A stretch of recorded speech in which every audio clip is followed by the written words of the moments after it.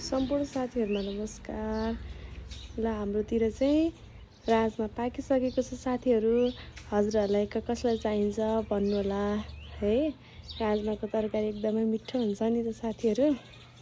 अनि हामीले चाहिँ यसरी घरमै लगाउँछौं।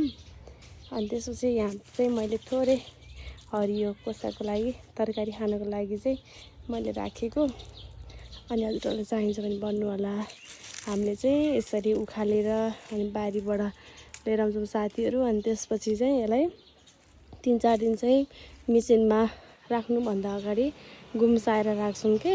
अनि त्यो भयो भने चाहिँ राम्रो निस्किन्छ के दाना मेसिनबाट। अनि त्यो भएको भएर टुकिँदैन। धेरै झुर्यो भने चाहिँ 2 खप्रेरा भएर आउँछ के साथीहरु।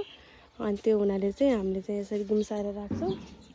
अनि सबै सुकिसके अनि पछि त्यो पानी परेको भएर चाहिँ बोर्ड चाहिँ हरियो। अनि त्यसपछि कोसा चाहिँ सबै बोर्ड चाहिँ हरियो देखिन्छ साथीहरु। यस्तो छ हेर्नु। अनि त्यसपछि चाहिँ यहाँ चाहिँ थोरै ठटाको यो चाहिँ बिउको लागि हो।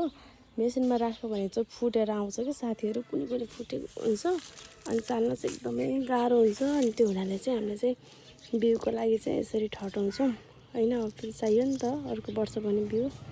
अनि त्यो हुनाले चाहिँ हामीले यसरी ठटाउँछौं साथीहरु। हजुरहरुलाई चाहिन्छ भने भन्नु होला है साथीहरु।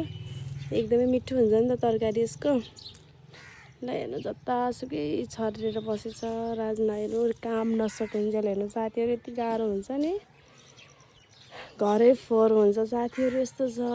हजुरहरुलाई चाहिन्छ भने भन्नु होला है त साथीहरु।